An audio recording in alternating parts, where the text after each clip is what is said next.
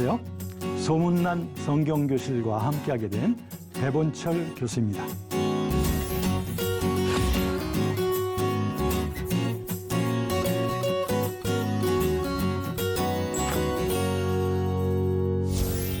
성경 공부라고 하면 여러분 너무 식상하신가요? 근데 저희는 좀 다릅니다. 아주 쉽고 재미있습니다. 우리 성경 속의 진리를 우리 삶 속에 녹아들을 수 있도록 일상의 언어로 아주 재미있게 전하겠습니다. 이 성경교실은 또한 다양함이 있습니다. 즉 각기 다른 교파의 그런 목회자들이 매일 하루씩을 책임져서 12주간 동안의 성경 공부를 진행합니다. 즉 아주 쉽고 재미있는 성경 공부. 그래서 여러분 혼자만 알고 있기 너무 아까울 거예요. 그래서 아마 소문내고 싶은 그런 시간이 될 것입니다. 자, 그럼 본격적으로 시작해 보겠습니다.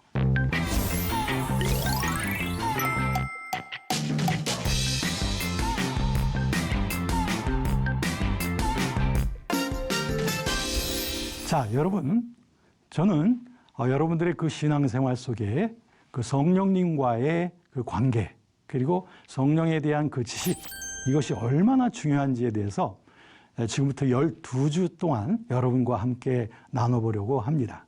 정말 알쏭달쏭한 내용들이 정말 많이 있습니다. 사실 이 성령에 대한 신앙을 우리가 제대로 갖지 못하면 많은 이단들도 나오게 되고요.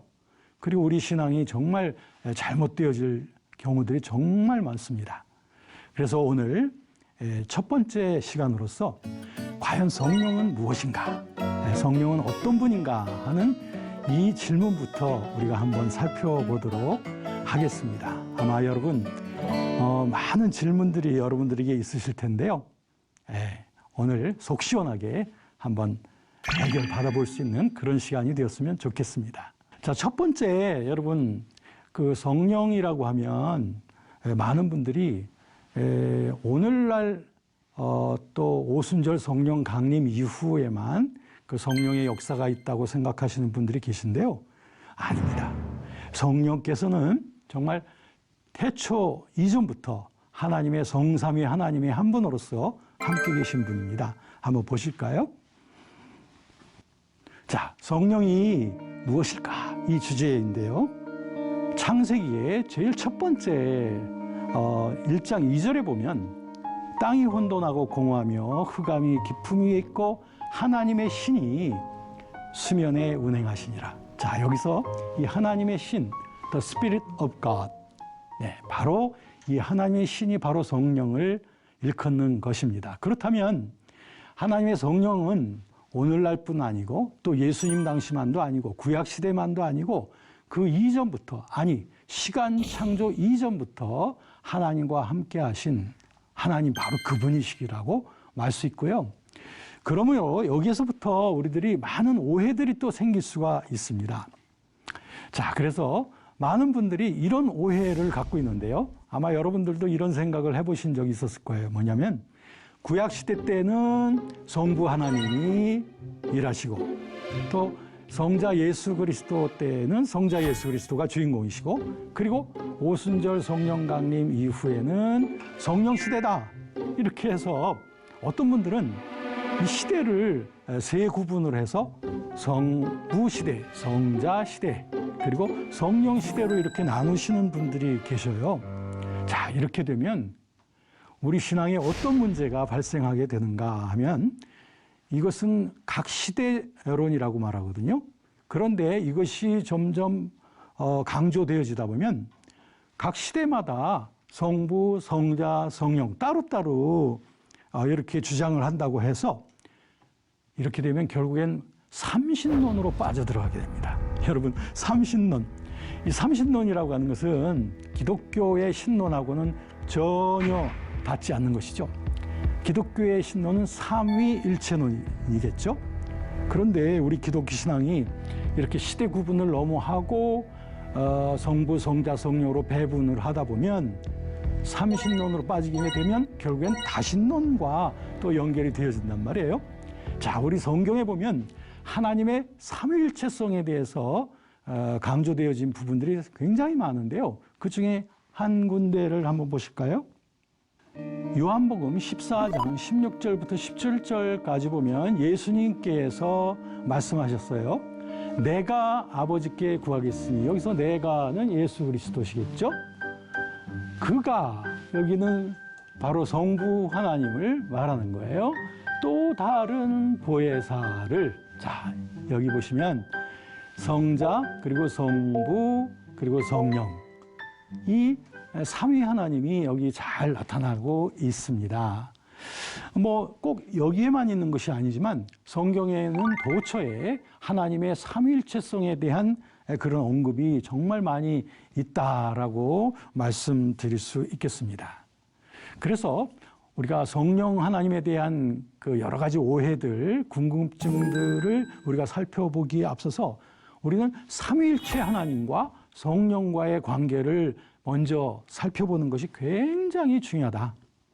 저는 항상 이 성령론에 대해서 강의할 때 언제나 삼위일체론과의 관계성을 먼저 말하고요. 그 다음엔 예수 그리스도, 즉 기독론과 성령과의 관계를 또 풀어가죠. 왜냐하면 그것이 다른 어떤 것보다도 중요한 내용이기 때문에 그렇습니다. 자, 여기서 우리가 한 가지 좀 유념하실 것이 있는데요. 우리 기독교 신앙에 있어서 이 삼위일체론 신앙을 제대로 갖지 못하면 기독론도 잘못되고 성령론도 잘못될 수 있습니다. 아까 제가 말씀드린 그 삼위신론으로 빠져들어가면 다신론으로 흘러가죠? 이거 굉장한 위험이고요. 그런가 하면 삼위일체론을 부정하고 하나님의 오직 단일성만을 강조하는 이러한 내용들이 있습니다. 그걸 갖다 단일신론이라고 말합니다.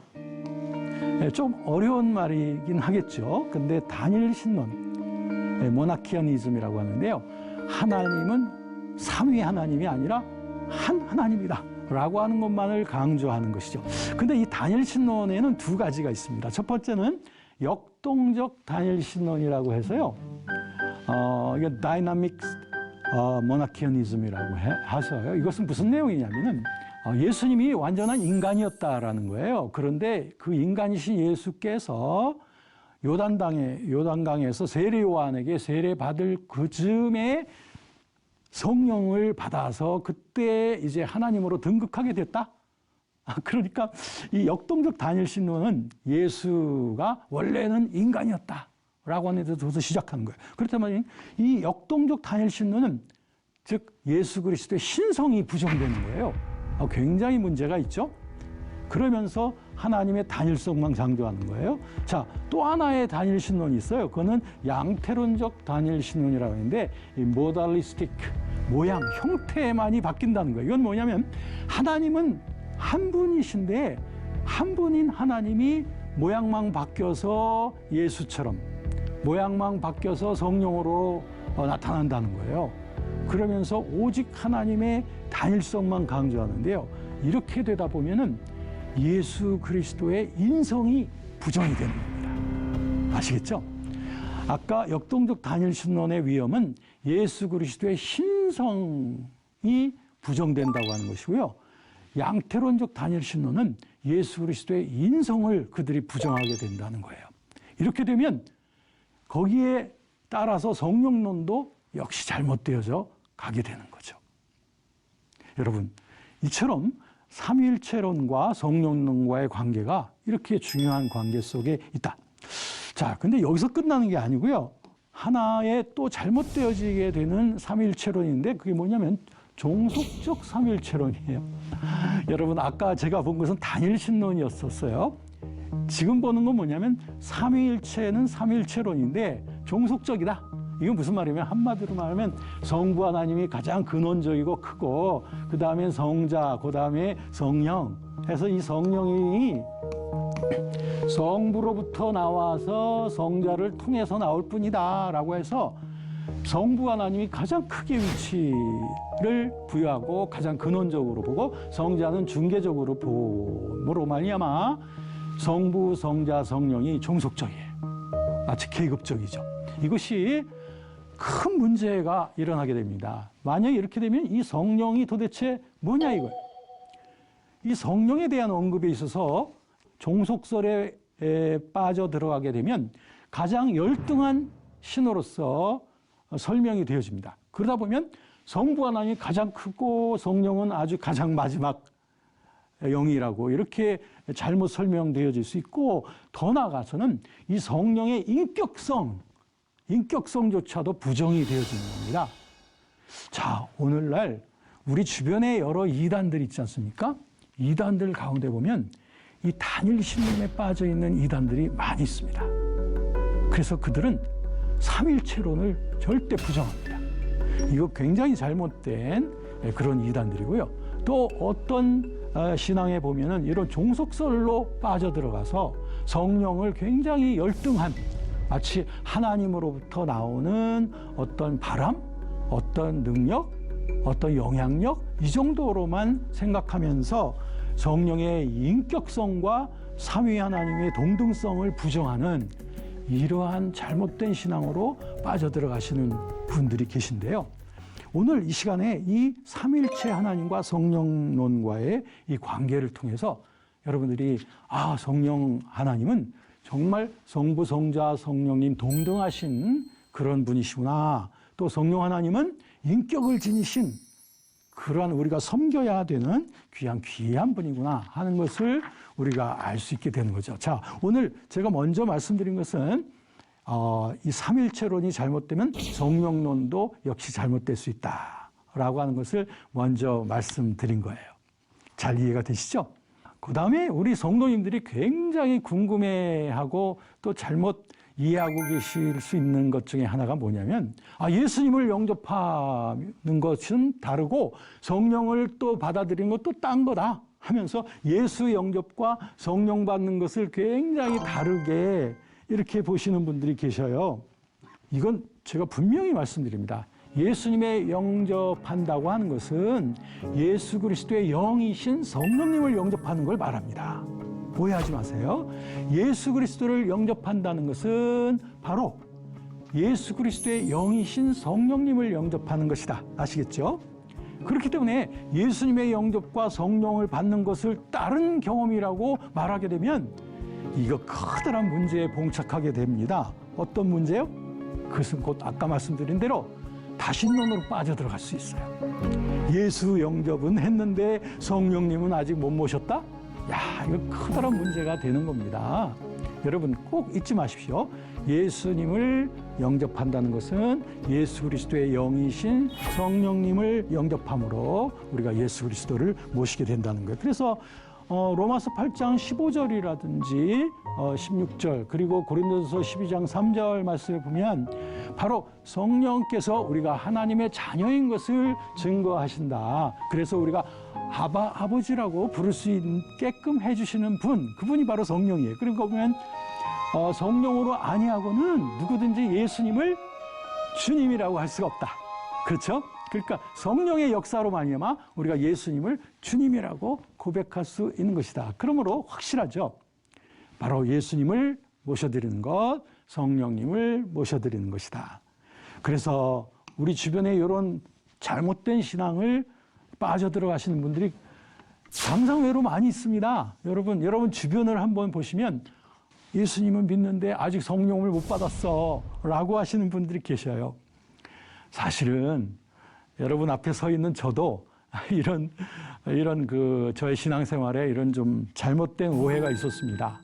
제가 예수님을 제 나이 한 20세 때 영접했거든요. 그때부터 새로운 삶을 시작됐는데 그때 저는 기독교에 대한 지식이 별로 없었습니다. 그런데 제 주변에 있는 분들이 기도를 좀 굉장히 많이 하시는 분들이었어. 이분들이 저한테 뭐라고 권하냐면 너 예수님을 믿었는데 성령을 받아야 돼 라고 하면서 저한테 성령을 받아야 된다는 거예요. 그러니까 저는 거기에 대한 지식이 별로 없었고 뭔가 성령을 받아야만 내가 예수님을 잘 믿을 거라고 생각을 하게 됐죠.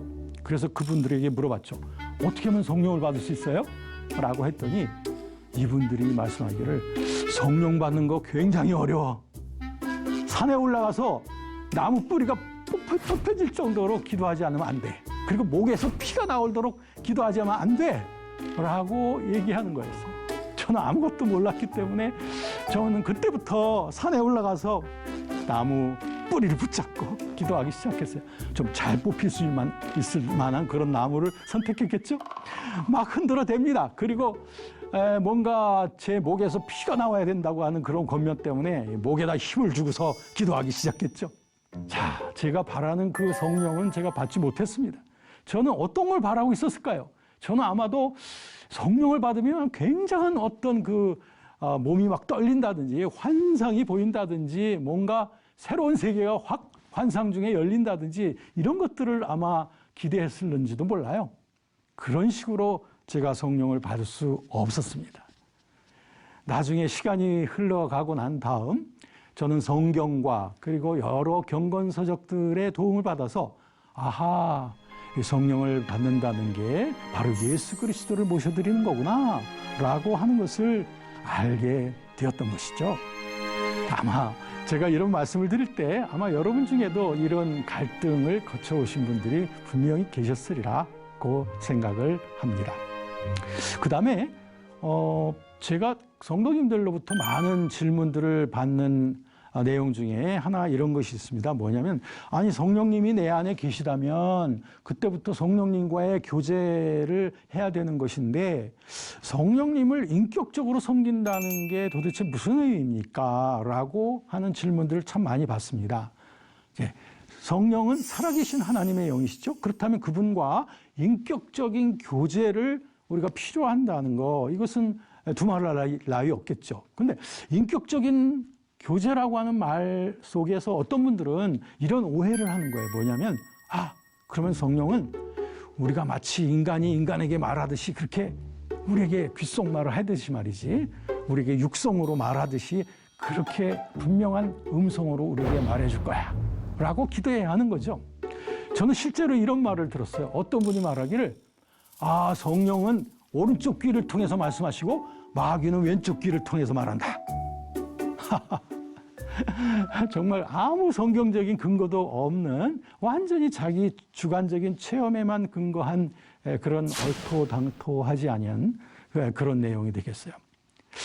성령님과 인격적으로 교제해야 된다는 그 필요성은 정말 필요하죠. 그런데 그 인격적인 교제라는 것이 마치 사람이 사람에게 어떤 목소리로 얘기하듯이 육성으로 그렇게 얘기하는 이런 것들을 기대하시는 분들이 계셔요. 근데 여러분, 하나님은 영이십니다. 인간이 아니죠. 그렇기 때문에 하나님께서 우리와 인격적으로 교제하는 방법은 우리가 기대하는 어떤 의인화된 그런 교제 방법이 아니라는 것을 먼저 말씀드립니다. 자, 그러면 한번 보실까요? 자, 성령의 그 인격성에 있어서 요한복음 16장에 보면 예수님께서 말씀하셨습니다. 내가 아직 너희와 함께해서 이런 말을 너희에게 하였거니와 보혜사, 보혜사가 너희에게 진리에 관한 모든 것을 가르치고 생각나게 하실 것이다. 자, 보혜사. 자, 한문자를 보니까 보호하고 은혜를 주시는 선생님이라고 하는 뜻이겠죠. 헬라어 원어에도 보면 파라클레토스라고 되어져 있는데요. 이 파라라고 하는 것은 옆에를 말해요. 클레토스는 변호해 주는 거예요. 그러니까 우리 옆에서 계셔가지고 우리를 변호해 주시는 우리의 그 변호사와도 같은 분, 그분이 바로 보혜사입니다. 그래서 이 보혜사라고 하는 말 속에는 벌써 인격적이라고 하는 것이 분명하게 나타나 있지 않습니까? 그렇습니다. 우리 안에 거하시는 성령님은 인격적인 분이시라는 거죠. 그래서 우리에게 올바른 진리를 가르쳐 주시는 분인데 예수님께서 말씀하시기를 제자들에게 내가 너희를 떠나 하늘로 가는 것이 너희한테 오히려 유익하다. 왜 유익하냐 하면 내가 떠나가야 그때 보혜사를 너희가 경험하게 될 것이다. 그러니까 내가 너희에게로부터 떠나가는 것이 너희의 신앙생활에 훨씬 더 유익한 것이다. 무엇보다 유익한 걸까요? 예수님과 함께 육체적으로 같이 살고 있는 것보다는 예수님께서 승천하시고 그리고 보혜사 성령을 부어주시는 것이 너희의 신앙생활에 훨씬 더 유익한 것이다. 바로 예수님께서 하신 그 말씀의 의미가 그렇습니다. 여러분도 한번 생각해 보세요. 만약에 저와 여러분들이 예수님 당시에 그 팔레스틴 지방에 갈릴리 지방에 있었다면 예수님이 옮겨가시면 여러분도 부지런히 옮겨가시려고 했겠고 예수님만 쫓아다니려고 했겠죠. 그러나 예수님과의 인격적인 교제는 충분하게 되어지기 힘들었을 거예요. 그런데 예수님께서 기대하셨던 세계는 예수님께서 승천하시고 그리고 예수님의 영이신 파라크레토스, 또 다른 보혜사인 성령을 모든 사람들에게 부어주는 것, 시간과 공간의 모든 제약을 다 초월하여 영이신 현존으로서 우리에게 다가오시는 예수 그리스도를 우리에게 경험하게 하게 되는 것. 이 놀라운 축복이 결국엔 오순절 성령 강림 이후에 그 축복으로 우리에게 다가오게 된 것입니다. 여러분, 그렇기 때문에 우리들은 예수님과 함께 거닐고 있던 예수님의 12 제자들보다도 우리들은 훨씬 더 유익한 세대, 훨씬 더 풍요로운 진리와 그리고 영적인 더 풍요로움을 즐길 수 있는 그런 시대에 우리가 살고 있다. 왜? 예수 그리스도의 영을 우리가 성령으로서 경험하고 있으니까요. 오늘 이 시간 통해서 여러 가지 궁금증들이 해결이 되어지실 겁니다. 자, 이제 또 한 가지만 더 말씀을 드리겠습니다. 많은 분들이 성령이 우리에게 임하셨다면 성령의 인도하심을 따라 살아야 된다는 것까지는 알고 있어요. 그런데 성령의 인도하심을 받는다는 것을 어떤 그 인간과 인간의 그 사랑의 관계 속에서 풀므로 말미암아 어떤 분들은 너무 성령과의 관계를 의인화된 그런 방법으로서 교제할 수 있다고 생각하는 이런 오류에 빠지게 되어질 수 있다라고 하는 겁니다. 그러다 보면 마치 연인과 연인 사이에 대답하고 질문하고 하듯이 내가 무슨 얘기든지 성령께 질문하면 성령께서 다 답변할 거라고 생각을 하는 거죠. 그러다 보니까 시장에 가서 성령님 오이를 살까요? 배추를 살까요? 이런 것까지라도 다 성령께서 말씀해 주실 거라고 생각하는 거예요. 이것은 좀 너무 극단으로 치우칠 수가 있습니다. 왜냐하면 이 성령의 인도하심이라고 하는 것은 그 진리 가운데로 우리를 인도하시는 분이에요. 그래서 항상 우리에게 참된 진리에 대한 교훈과 깨달음을 우리에게 주시는 것이지, 수험생이 아무 공부도 안 하고 가가지고 시험 당일날 성령님 이거 몇 번 문제예요? 이 답이 뭐예요? 이런 식으로 성령과의 교제를 생각하면 이거 커다란 문제가 되는 것입니다. 그런 주관적인 그 신비 체험에 사람들이 너무 의존을 하면서 성령과의 관계성을 추구하다 보면은 옛날에 고대교회 때 몬타누스파라고 하는 그 열광주의자들이 있었는데, 그 열광주의자들은 성령과의 관계를 굉장히 친숙하게 설정한 것까지는 좋았는데요. 성령께서 옛날에 사도들에게 주셨던 것 같은 계시를 나한테도 준다. 그렇기 때문에 성령께서 나한테 계시를 줌으로 나도 계시를 말하는 사람이다. 이런 식으로 말하는 새로운 형태의 네오몬타니즘 성향의 이런 열광주의자들이 생겨날 수 있다는 것이죠. 그러나 여러분 꼭 잊지 마십시오. 진정한 계시는 기록되어진 그 하나의 말씀인 성경의 나타남으로 말미암아 이 계시는 객관적이고 그리고 초시대적인 그러한 진리를 우리에게 보여주는 것, 그것은 바로 하나님의 기록되어진 성경의 말씀이 되겠습니다. 그러므로 성도 여러분, 우리들은 성령님의 귀한 사역이 바로 우리 안에 그리스도를 소개해 주는 것이고 진리 가운데로 우리를 이끌어 가시는 것이기 때문에 우리들은 진리의 길을 감에 있어서 하나님의 말씀을 우리의 근거로 하고, 그리고 성령님께 대한 순종과 그분과의 친밀한 교제를 통하여서 우리들은 보다 더 깊은 영성, 그리고 주님께서 원하시는 기뻐하시는 성화된 그리스도인들이 되어지기를 원합니다. 여러분, 오늘 저와 함께 해주셔서 정말 감사하고요. 오늘 저와 함께 나눈 이 내용이 정말 즐거우셨다면, 그리고 꼭 유익하다고 생각하신다면 여러분 주변에 좀 소문을 내주시고요. 또 좀 더 궁금한 사항이 있으시다면 이것이 유튜브에 나갈 때 거기에다 댓글로서 올려주시면 저희들이 답변을 하도록 하겠습니다. 여러분, 다음 시간에는요, 성령 세례가 무엇인지, 성령 세례를 언제 받는 것인지 여기에 대한 궁금증들이 굉장히 많은데요. 바로 그 주제에 대해서 여러분과 함께 나누도록 하겠습니다. 여러분 행복한 한 주 되시고 또 다음 시간에 또 뵙도록 하겠습니다. 감사합니다.